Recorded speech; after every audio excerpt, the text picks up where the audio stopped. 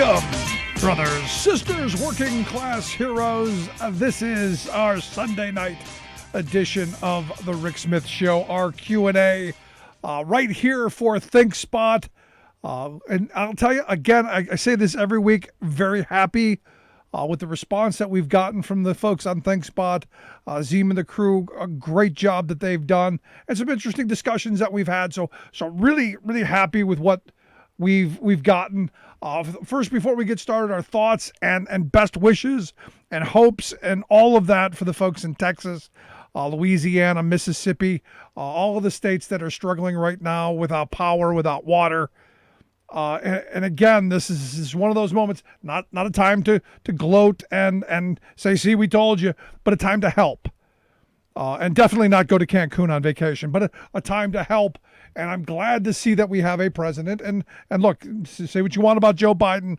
Immediately, without question, resources were sent, and the full faith, credit, help of the federal government to help the folks of Texas. Now, this is what good governance is supposed to be like. In fact, I can't believe I even have to say it, but good on Joe Biden for doing it. There was never a moment of, they didn't vote for him. Should he help him? That was our 4 years. That was our last 4 years. And no going down throwing paper towels at them. No, none of that stuff. Just resources. Now, for me, the reality is we got a lot of cleaning up to do. A lot of help to give. Immediately getting the heat, the resources, the water, the food, the medical care, the things that folks are going to need right now. This is, without question, a humanitarian crisis. And that's all going to happen in spite of the leadership in Texas, in spite of the Greg Abbotts and the Ted Cruzes and the rest of them. That's all going to happen, as it should. Then becomes the other part of this. How do we make sure that this doesn't happen again? And as we talked about on our radio show during the week, this is something that was predicted. This is something that was preventable. This was something that has happened, not to this magnitude, but has happened in the past and should have been fixed. And I know they're saying this is a once every 100-year storm. Get ready for those more often. We've been having a lot of those, haven't we? Those once in a 100-year events seem to be happening time and time again. And as a guest told me, I'm kind of tired of living history, kind of tired of living these historical events and having to live through all of them. So this is another one of those moments where you go, I'd like boring for a little while, please. Just a little while. But like I said, my thoughts and my hopes to my friends in Texas. We've got several friends in the Houston area who, they've got problems. Pipes have burst. They were without heat for almost for several days. Fortunately, their health, they've made it through. But it's going to be a task. And the question then becomes, how do you begin to not just dig out and clean up, but to make sure that as we go forward, that you do the right stuff. I mean, this is the bizarre thing for me. And looking at Texas, you go, we've known this is coming. Why would you build an infrastructure around the idea that it's always going to be 80 degrees and sunny? It just seems kind of silly. And again, this is what happens when you don't have visionary leaders, when you don't have regulation that says, hey, we should be thinking about the long-term effects of all this. And when you have, Texas oil millionaires or billionaires and these corporate schemes that are designed to extract as much profit as possible with putting as minimal investment in as possible. This is the free market at work. This is capitalism at work. This is, as one of my friends said, this is another Ken Lay moment. We're having another Enron kind of moment with energy in Texas, and surprise, surprise, it's going to end poorly for the consumers and the people of Texas.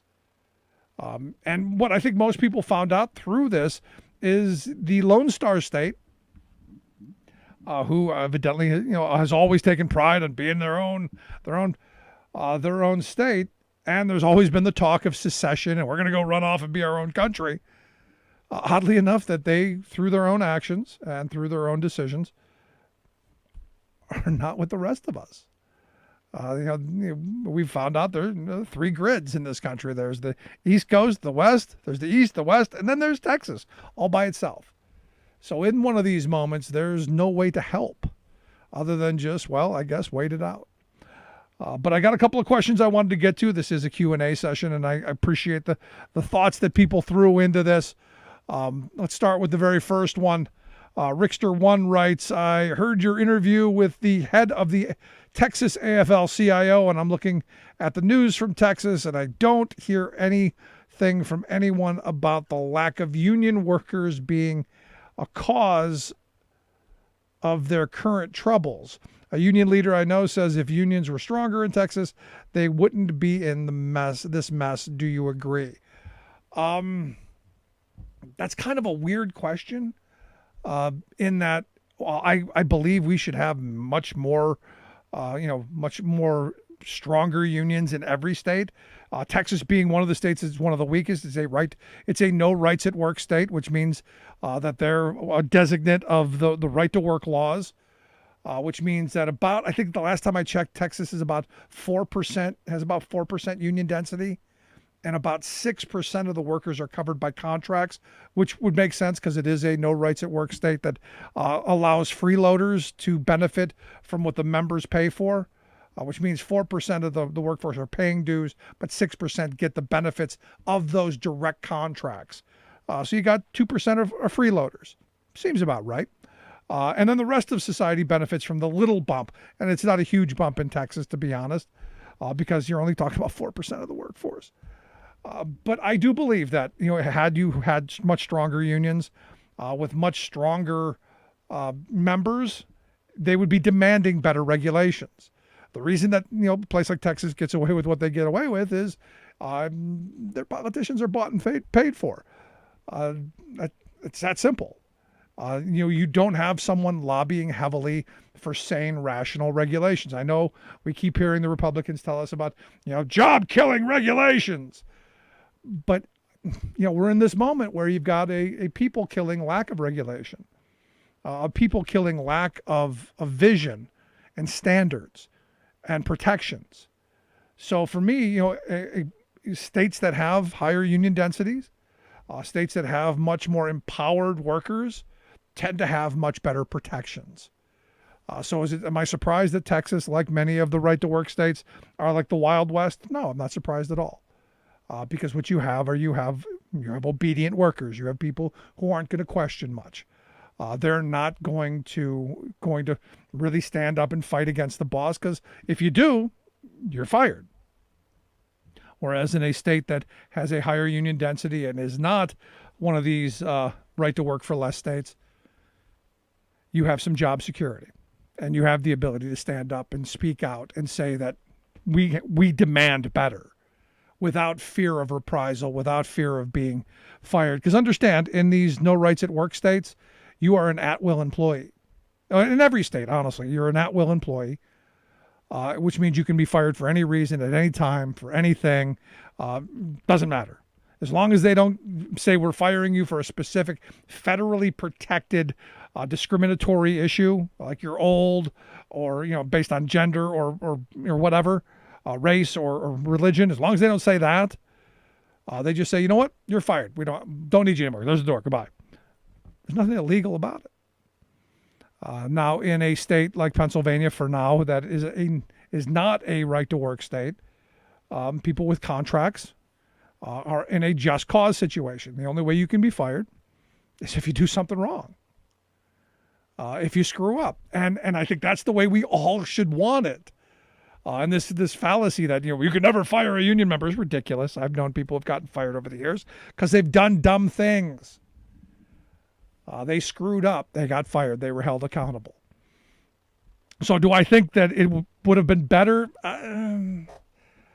Maybe. I'm going to go with yes, because I think a more empowered workforce is a more empowered citizenry. And with that kind of empowerment, you're willing to push back against these schemes. You're willing to push back against the whole deregulate and let corporations decide. That's where I'm going to go with that. But I appreciate the question, Rickster1. like it. The next question. Yusof Q. What are your thoughts on binding the pay rates together of employees in a company, meaning the difference between in pay between the lowest paid and the highest paid cannot be more than a certain amount. In order to raise the top pay, the lower pay must increase too. These numbers should be public and should be used to rate a company.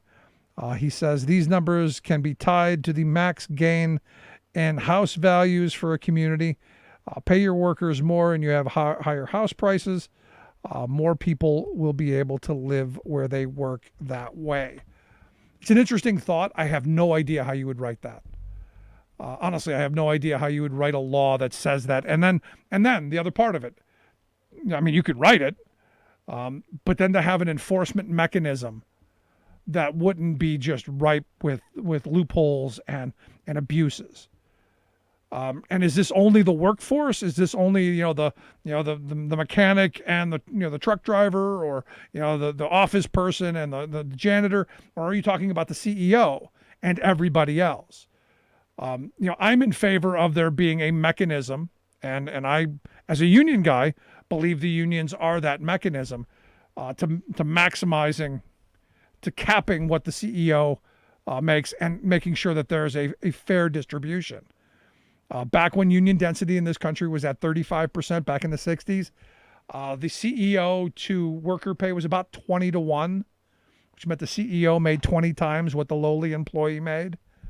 Today, that number fluctuates, in the 250 to 350 range, depending on how things go, which is just completely out of sense. And where my mind goes is, I don't know that you could write a law specifically to do just that, but I do think with a tax code and with stronger unions like we once had, I mean, you go back to the Eisenhower era, the 1950s into the 1960s when we had the most prosperous working class in the history of civilization, when we had more people in unions and more people benefiting from union wages that weren't in unions. You had a rising middle class. You had the ability to raise an income, family on one income. And yes, there were lots of problems, but those were societal problems.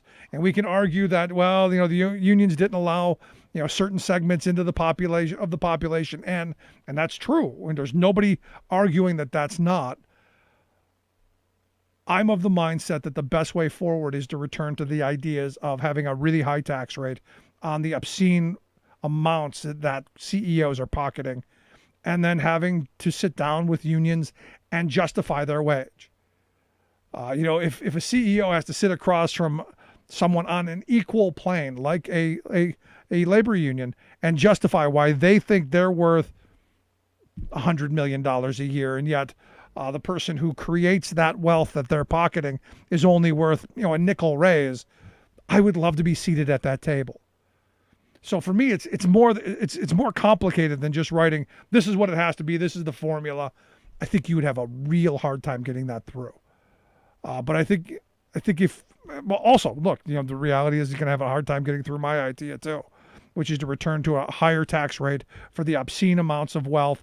I think Ocasio-Cortez got skewered for saying we should have like a 40% tax rate on anything over $10 million a year, which, wow.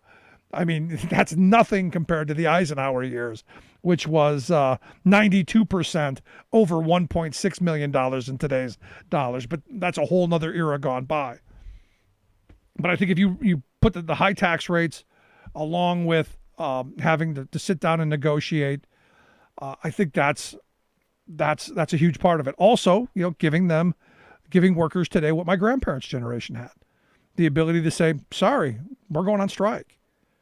And no, we're not going to let you replace us. And no, the law isn't going to allow you to permanently replace us. We've got to rethink our labor laws. It's not so much of making a CEO say, hey, we're going to force you to pay, as us demanding we want better. And I think, back to the last question, I think if you have that kind of empowered workforce, if you have people who feel that they have the right, the dignity to demand better, it's not going to just be on the job. I was just having this conversation the other day with a friend, and I said, look, I've been really fortunate in my life. I have never been in a position, employment-wise, where I went to work going, I'm going to get fired today. I'm going to get fired every day. All I got to do is, tick somebody off and I'm out the door. I have never been that kind of desperate. And I understand there are millions of people who every day are worried to death that, they're going to upset somebody, the boss is going to be mad at them, or, they're going to wear the wrong color shirt, or, they're going to screw something up minorly and they're going to get sent to the door. That should never happen to anyone. And when you live your work life that way, it tends to manifest in a couple of different ways. I look at, these Trump supporters who have been getting screwed over for so long in the workplace. Have been a number of them. I'm not talking about the wealthy ones, but a number of these folks who have been, they were promised that they were gonna lead great lives, and hasn't worked out. We've all turned into at-will employees at one point or another in desperation. As I look at some of these communities that I've seen over the years, going through where there used to be a factory that's no longer there, and I understand the anger, but you tend to either lash out, as we're seeing, or you go the other way, where you're just not empowered at all, and you drop out. You don't vote. You don't participate. So it's my view, by having empowered workers, we have empowered citizens. And I think unions do a really good job of that.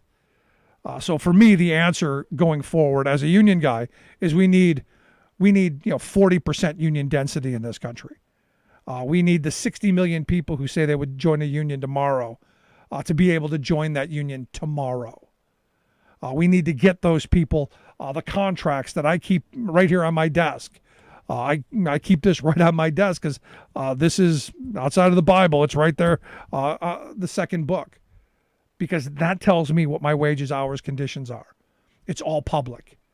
So for me, the idea of saying, well, we need to make all this public and we need to have special things.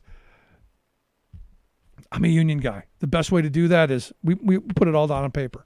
We sit down, we hammer it out, we negotiate it. Now, if we could get such a law that you're talking about, Yusuf, it would be helpful. Look, we tried to get some mild reporting put into the stockholder reports, and there is some of that, what they have to report on what they pay the CEOs. I think they should have to say what their CEO to employee ratio is. I think they should have to publish how little they pay their employees. But here's the thing. I don't think any of the shareholders care. I think that what they want maximum value. They want to maximize their investment so they can pocket more. And if it means paying the janitor less, or paying the machine operator less, or paying the office person less, then shame on them. They should have done something different. It's all about me. Hooray for me. The hell with everybody else. So that's kind of my thought. I would love to see this utopian world where it's all real clean. And maybe we get there. Maybe at some point there are going to be laws in place. My problem is that, when you write a law, someone's going to come along and booger it up. I want an empowered workforce. I want empowered citizens. I want people like my grandparents. My grandfather wouldn't take anything from anyone, and neither would any of his buddies. They'd shut a place down in a heartbeat. So that's my thought. But it's an interesting idea. I'm not degrading it. It's an interesting idea. We do need to close the massive gap between the haves and the have-nots, and income and taxes and labor rights are a huge part of all of that. Income inequality in this country is one of our biggest problems and something that we absolutely have to tackle. And for me, look, they say, a guy with a hammer, everything. If you're holding a hammer, everything's a nail. For me, I'm a labor guy. So in that vein, I think that we can sit down across the table. We can hammer out agreements. And if we can't, you're on a picket line. And then we use policy to make that easier. And we make secondary boycotts and all kinds of things that they've made illegal over the years viable again. But just my thought. Great question, though. I like it. Thanks so much. Let's go on to the next question. There's a lot of noise right now about schools, and they're not opening sooner. Parents, teachers, kids, and administrations all have a different take on this. I feel this decision should be taken by medical professionals and in safe way because it involves kids. What do you think of the states? What do you think the state stands to gain by keeping schools closed?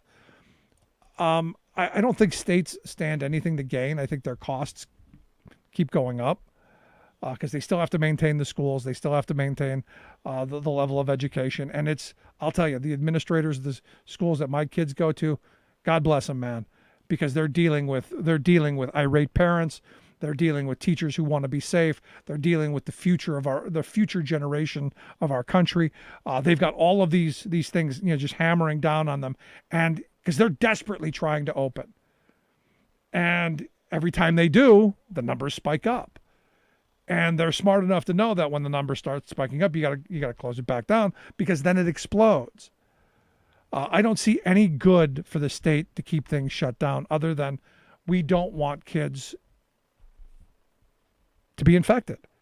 Now, will they be fine? Yeah, they're going to be. Most of 99% of them will be fine. But it's who they take it home to. That's the part of this that's the concern. Going to take it home to mom and dad. Going to take it home to grandpa and grandma. That's the problem. And the other part is the more it spreads, and this is the part for me that's why we can't just go right through it. Because I've got friends who go, Rick, when we were kids, we went and we got chicken pox and we got mumps and we got measles and we got all those things by, mom dragging us over to the nearest kid's house that was sick and letting us play until we got sick. That's how we got immunity. That's how we fight it.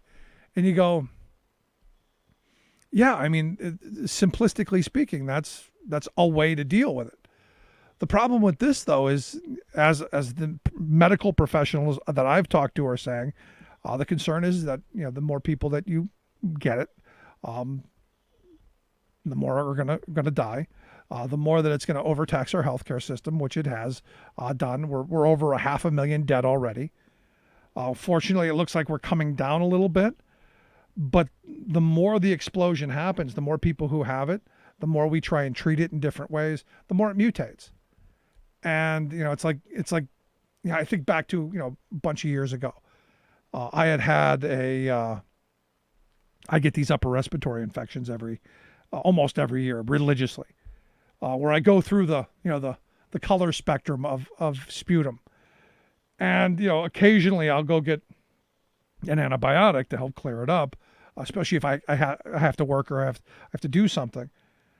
And the one year I didn't finish them, and I went back like 2 months later, and because I was sick again, and the doctor said to me, did you finish that prescription? I'm like, well, I don't think so. Because I've got it in my head, like every stupid man, that I don't want to overtake something. I don't take aspirin. I don't take painkillers. I don't take any of that stuff. I've had a number of surgeries over the years.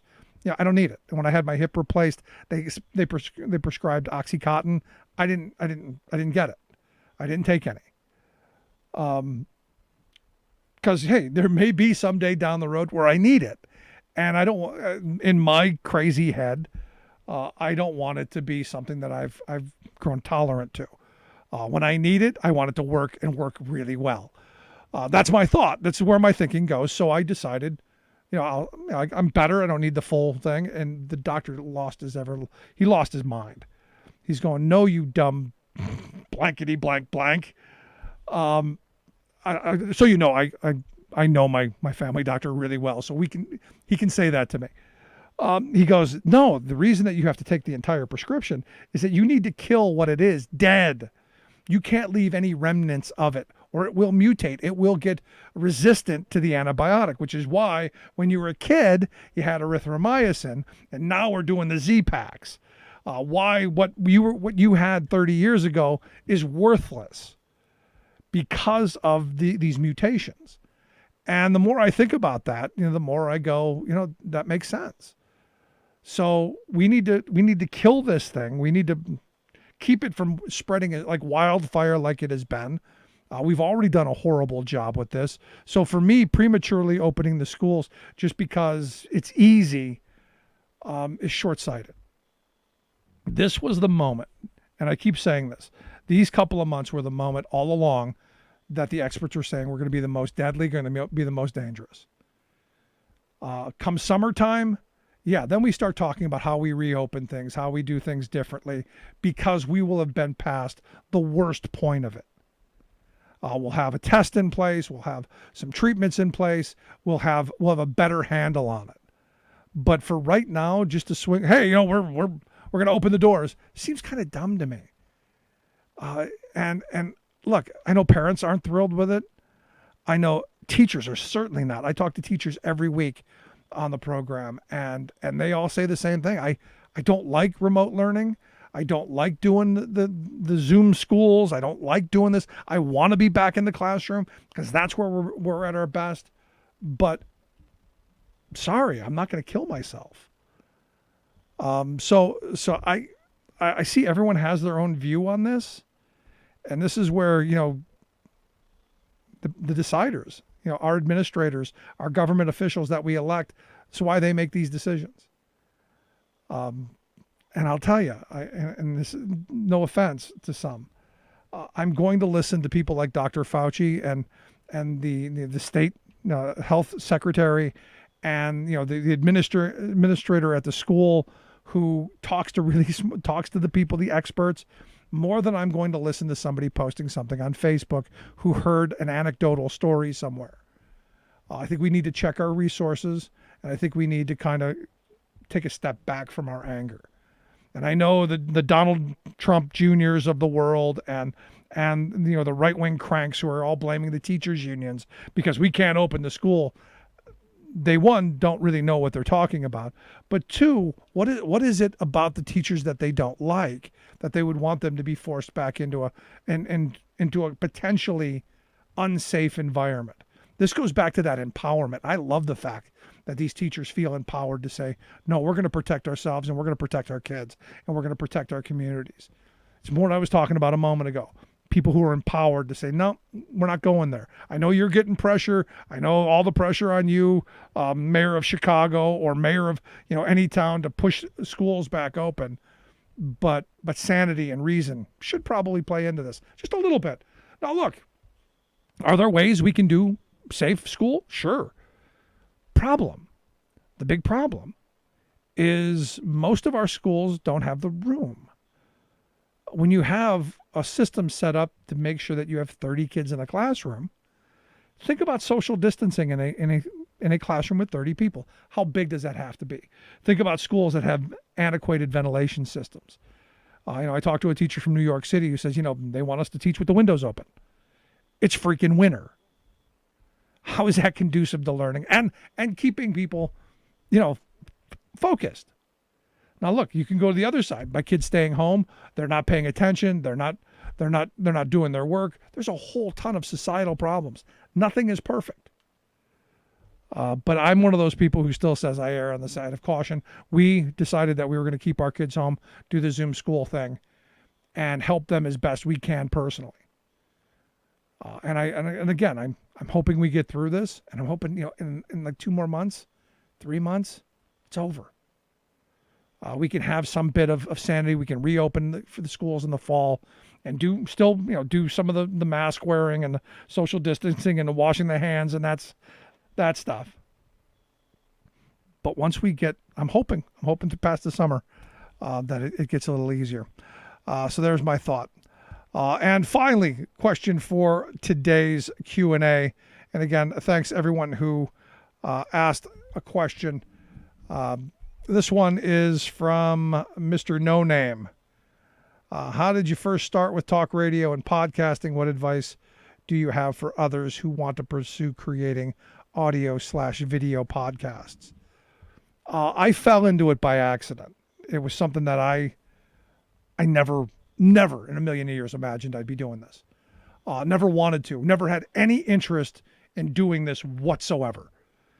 If I'm not the guy who jumps up on the table at the party and says, "Hey, look at me." I was not the guy who wore the lampshade. I never wanted to be the center of attention. I've never had that. My mindset, my personality is always, I'm the guy on the wall watching everything. I'm the guy who always wanted to be behind the scenes, pushing ideas, pushing policies, saying, you run for office, which is why I've worked, for a bunch of campaigns over the years, and all of that. It started, quite easily. I moved from Cleveland, where I grew up, to Allentown, Pennsylvania, back in 1993. My ex-wife, her parents were terminally ill. We moved out here to take care of them. We got divorced, and all of that came. And 2004, I took a job transfer from the place where I was at in Allentown to the center of the state, a suburb just outside of Harrisburg called Carlisle, Pennsylvania. And I realized really quickly that they were still fighting the Civil War, that this was culture shock for me, and that all of my Teamster brothers and sisters that I was working with, that I had worked with, they were in a different frame of mind. They were spewing a lot of Rush Limbaugh, a lot of Glenn Beck, Hannity. They had already been fully down the road in the anti-union conversion. I mean, I literally had union members telling me that if they didn't have a union in the workplace that I was at, that they'd make more money, which is just mind-blowingly just insane. Because I would always follow that up with, well, can you tell me where that is? Show me where is that place? Where is that utopia that you don't have a union, that you make more money? And then the other question is, if it does exist, if this pink unicorn does exist, why aren't you riding it? Why aren't you there? And the reality is it didn't exist. There weren't jobs out there that were paying anywhere near what they were making in the union place. It's just they had believed so much of what they heard that they didn't actually think about it. And this is the mastery of right-wing talk radio. And I give people like Rush Limbaugh credit. Limbaugh changed this country in ways that they're going to be examining for at least a century. He, as I said, on the day he passed, he was the Father Coughlin of our generation, but bigger. He has done more single-handedly to change our politics than anybody, than presidents, because he took a working class that once had some cohesive bond, some bond to wanting better wages, hours, conditions, to understanding that the only way that you're going to be able to take on the boss is to unionize and to fight for better contracts and do that stuff. And he convinced them, along with the Reagan era rhetoric of hooray for me and the hell with everyone else, that the power is in the individual, and that unions were bad. And you hear this repeated time and time again. Now, Limbaugh was just part of a much bigger machine. And I understood this, 20 some years ago. I watched lunchrooms change over as Limbaugh and the right wing slate of programming delivered their political theater. And when I moved to Carlisle, I said one of the things that needed to happen is you need to compete with that.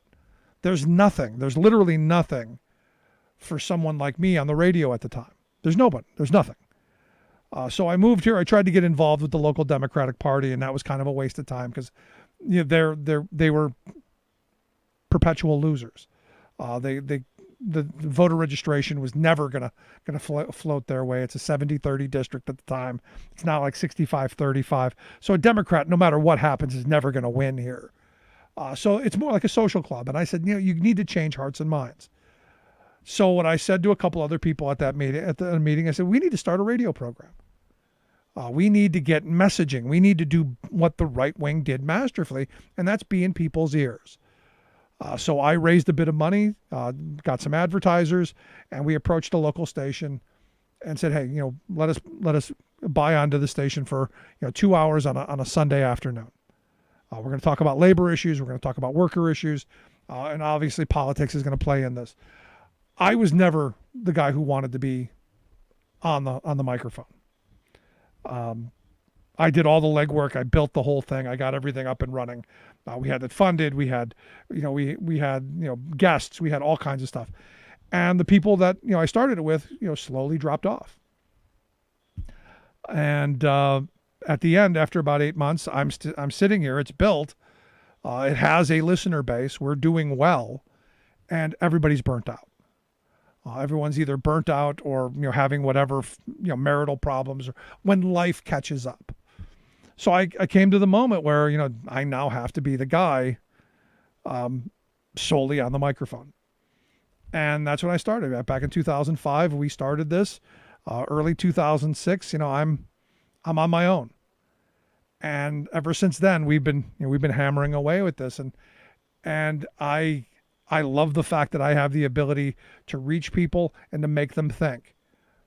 You may not agree with my position, you may not agree with what I say, but if we can have a dialogue and we can have a back and forth, I think that's good for our democracy. I think it's good for our country. I think if I hear your position, you hear mine, and we run that through our lenses, I think we can do okay. The problem is and this is the Trump era more than anything for me. I don't have conservatives anymore who are willing to discuss things. They want to shout platitudes. They want to insult. I'm really trying, and that was our goal to come here to ThinkSpot, was to try and figure out how do we have these conversations again. And next week on this, we're going to do another Q&A. We've been doing it bi-weekly, but we're going to do another one next week. And I hope everyone will show up on the 28th of February at 8 o'clock here on ThinkSpot, because Congressman Joe Walsh is going to be here. So our goal, we've been having this discussion for a while. Our goal is to have these conversations. So we're going to have people ask questions, and we're going to discuss them. We're going to debate them. We're not going to know what they are. Whatever you guys put out to us, that's where we're going to focus. So that's my story. I mean, I've stuck with this. We've grown from a single station to now something like 20 stations. We have a decent podcast audience. We do YouTube. All the places. It's incredible all the places you can be from where we started just 16 years ago. Just 16 years ago, podcasting wasn't a thing yet. We were solely a terrestrial station. We were solely a terrestrial radio program. And we've been able to grow and get access to more people than I ever thought possible. I'm talking to people from all over the world at any given time, and it's incredible. Advice, follow your passion.